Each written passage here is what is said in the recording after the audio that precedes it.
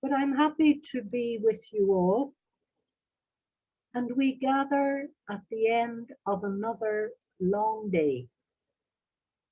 Maybe we're tired, or bored, or anxious, or relieved, or happy, or content that we've done a good day's work. And we're ready now to have a rest and put our feet up, as it were.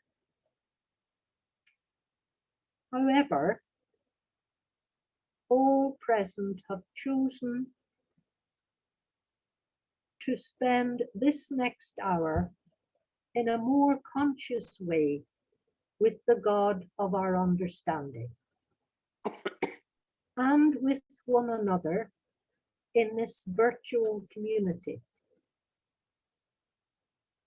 So I would invite us all to take just a few moments to bring us into this space, to be sitting comfortably, maybe to close your eyes if you wish for a few moments.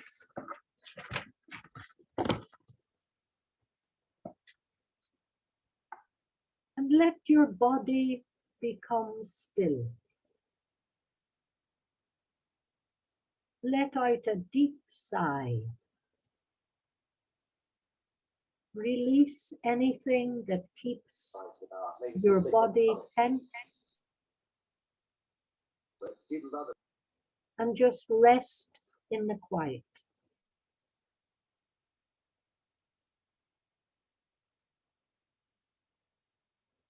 Let your mind become still.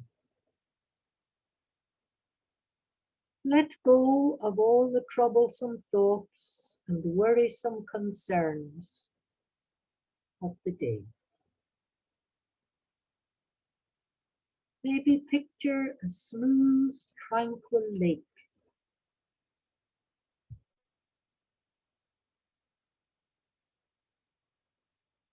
Let your emotions become still. You begin to relax. Your feelings grow calm, harmonious. All within you becomes quiet and at peace.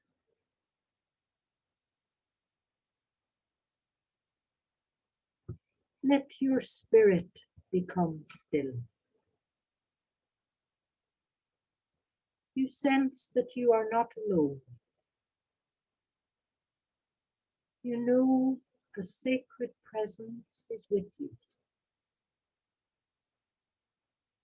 You have a profound sense of being loved.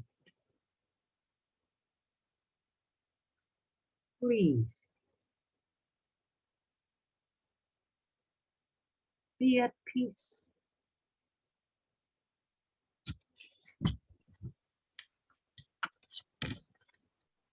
So from this place of stillness, we continue.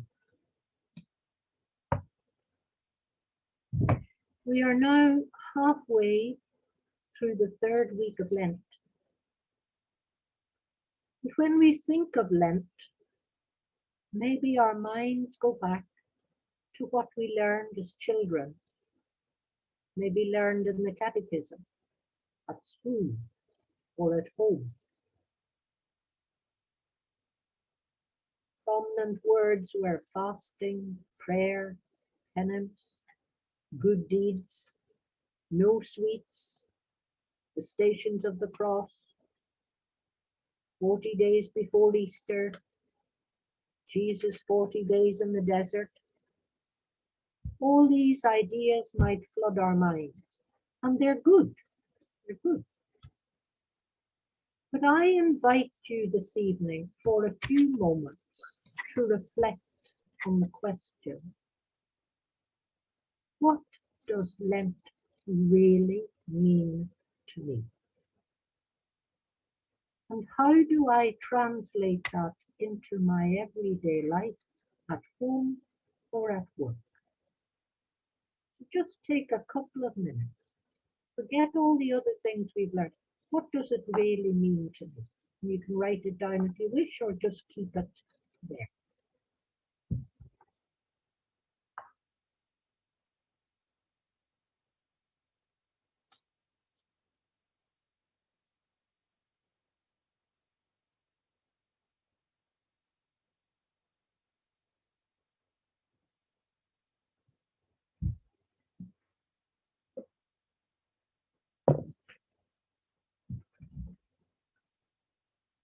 this year, our journey into Lent is different. Some commentators say that we have been living in a Lenten space for this past year.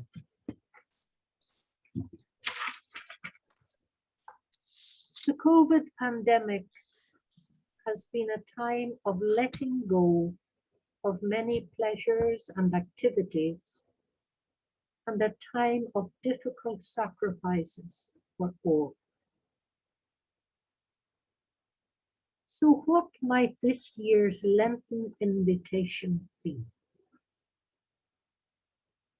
What does God want to give to us, to me? God wants to give. Often when we go through tough times, our relationship with God can be negatively impacted. It's difficult to pray, to be aware of God's presence or closeness, or prayer becomes a constant petition. Ask, ask. We can make the mistake of thinking that God is demanding more of us, when in fact God wants to offer something to us. If you remember in the Gospel of John, the story of the woman at the well,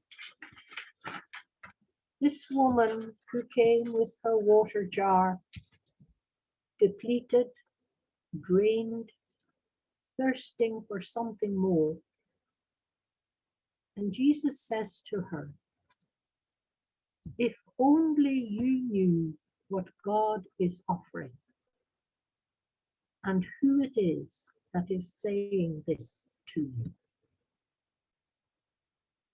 If only you knew.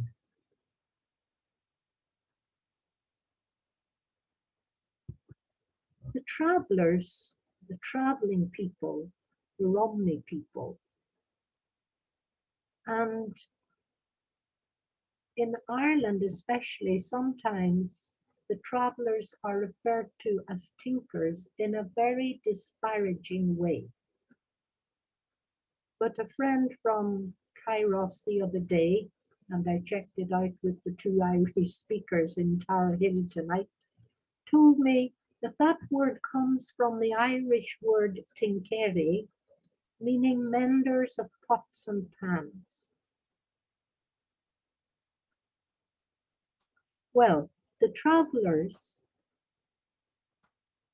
in their culture speak of stopping places.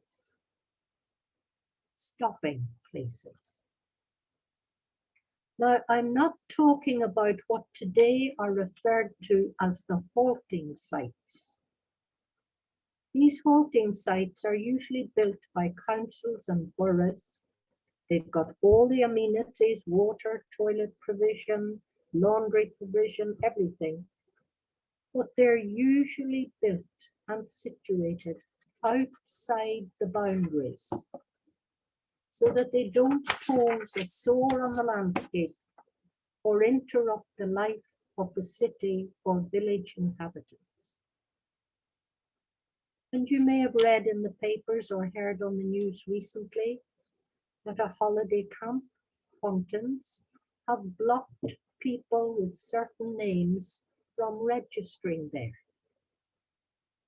And CARS, the Catholic Association for Racial Justice, have taken up this campaign as a discrimination.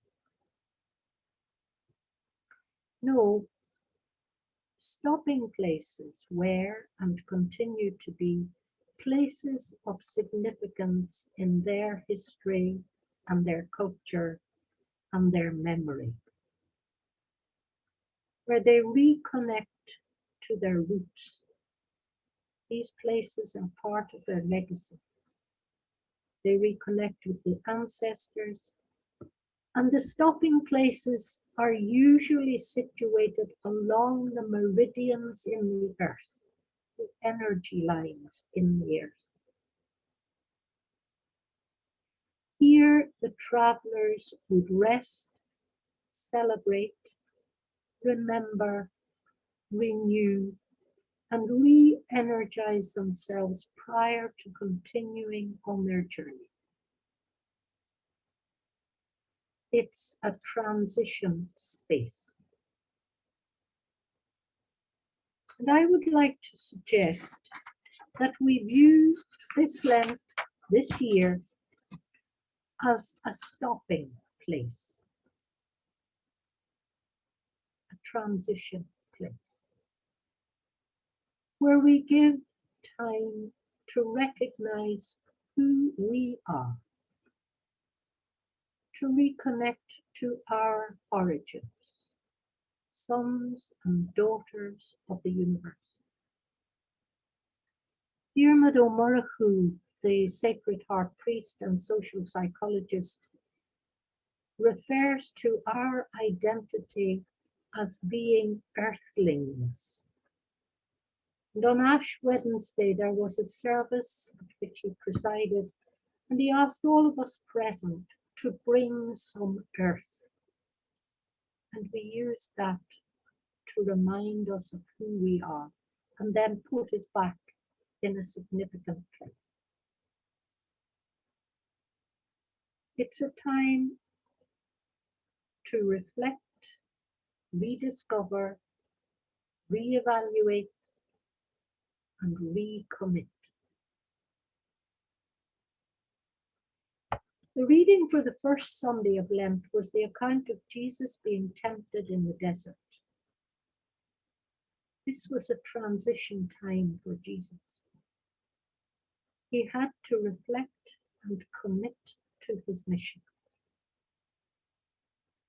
The second Sunday's reading tells of the transfiguration, but Jesus had to come down the mountain and engage in his mission. And this mission involved going to Jerusalem and all the consequences of that decision. But it led to his transformation. This could all appear as Lent being about me, my relationship with God, my spiritual life, etc. But we would be mistaken. Returning to the first Sunday of Lent,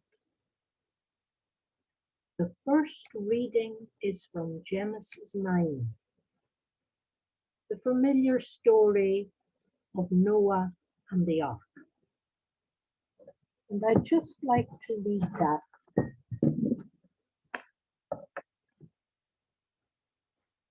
God spoke to Noah and his son. See, I establish my covenant with you and with your descendants after you. Also with every living creature to be found with you. Birds, cattle, and every wild beast with you. Everything that came out of the ark, everything that lives on the earth. I establish my covenant with you. Here is the sign of the covenant I make between myself and you and every living creature with you for all generations. I set my bow in the clouds, and it shall be a sign of the covenant between me and the earth. Between me and the earth.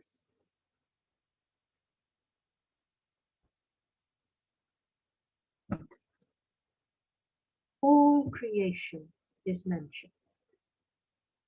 The animal world, the elements, the vegetable world, the material world, and the human within that. All together form the earth community. And God makes a covenant with the whole of the earth community. Thus, In this stopping place of Lent,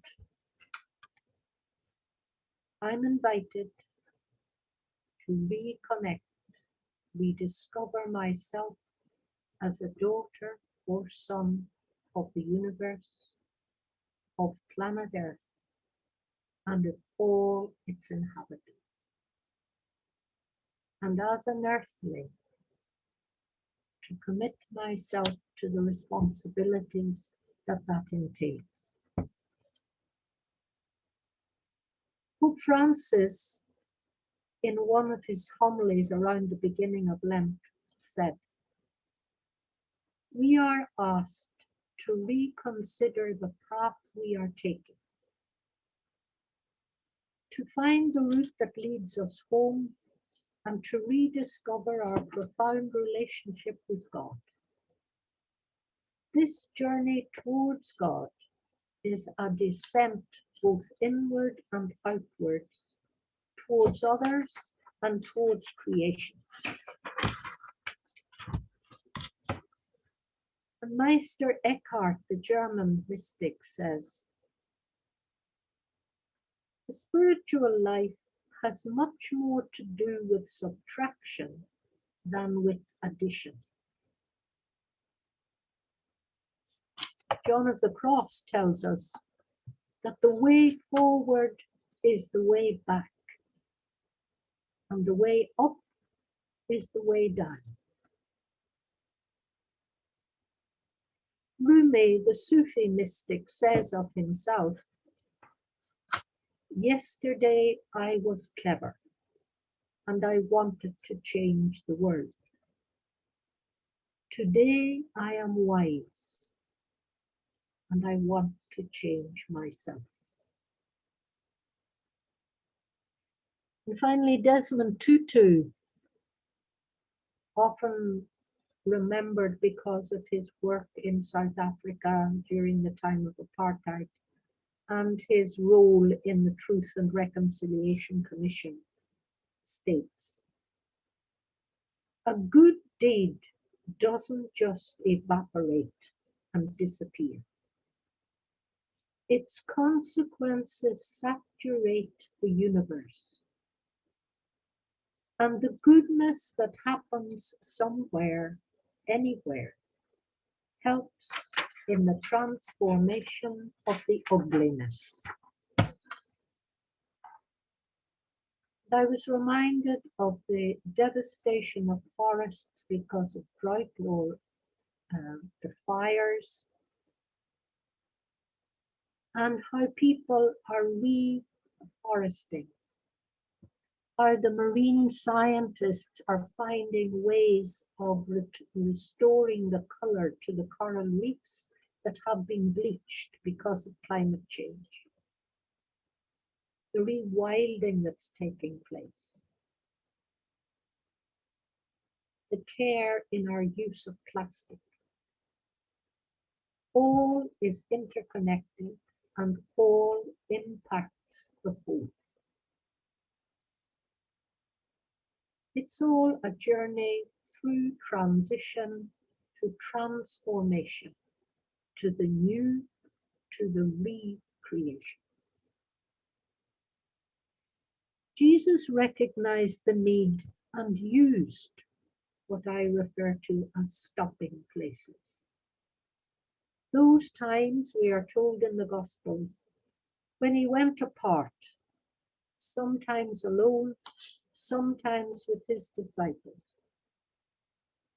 to reevaluate his mission and to receive affirmation from God. Some people see times of transition as carrying my cross, to use that language. How do I live these moments of transition? How do I expand my perception of the good things my life already holds? How do I awaken a song of hope within me, so that even in the worst of times, I continue to trust that I am not alone. I will be provided with what is needed. And Jesus promised, I will be with you always. Do I allow God to lessen my unrestrained fears and tedious worries that keep me imprisoned in turmoil and confusion? They diminish my spirit's strength and ability to reach beyond myself. Transition times are gateways. Proverbs 8 says, happy the one who listens to me, watching daily at my gates, waiting beside my doors. However, the process of moving through transition to transformation involves a deliberate letting go of the past and an intentional welcoming of future possibilities, says Joyce Roth in her book, Prayer Seeds. A deliberate letting go and an intentional welcoming of future possibilities.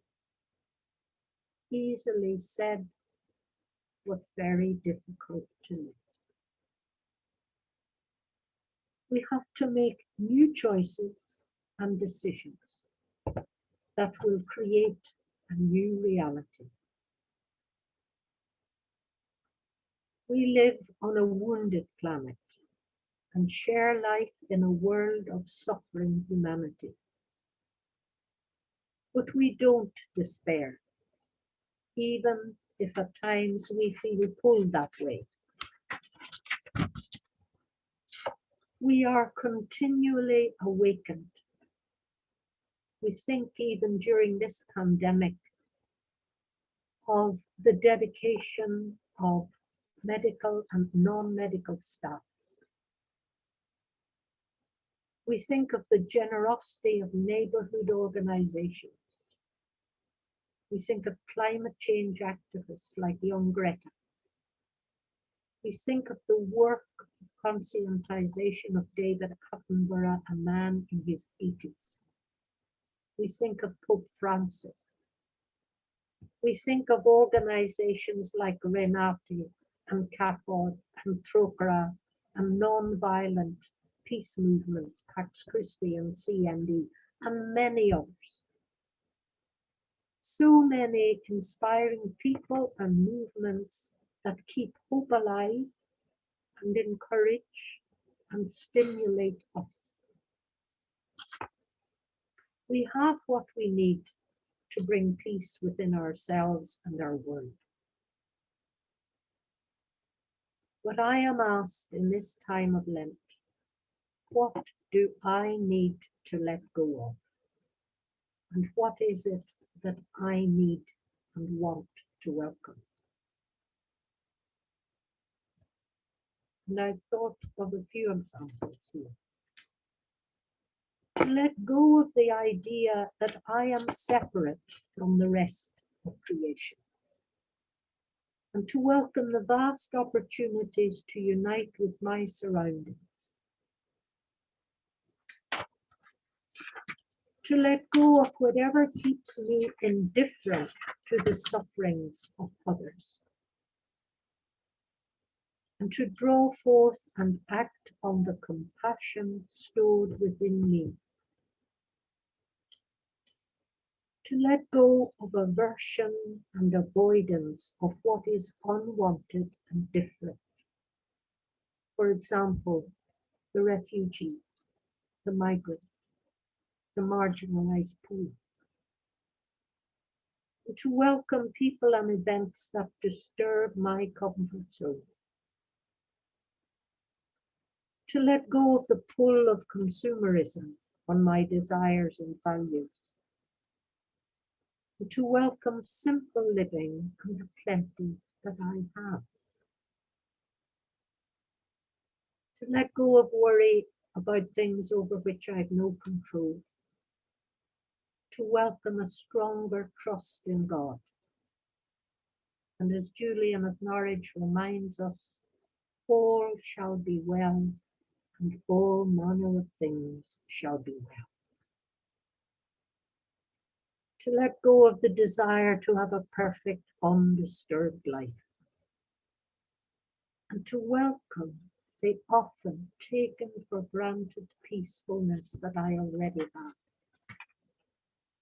When we watch the news or we read the papers, and we see what's happening in war-torn countries, when we see what's happening where there is famine, where there's an increase in domestic violence,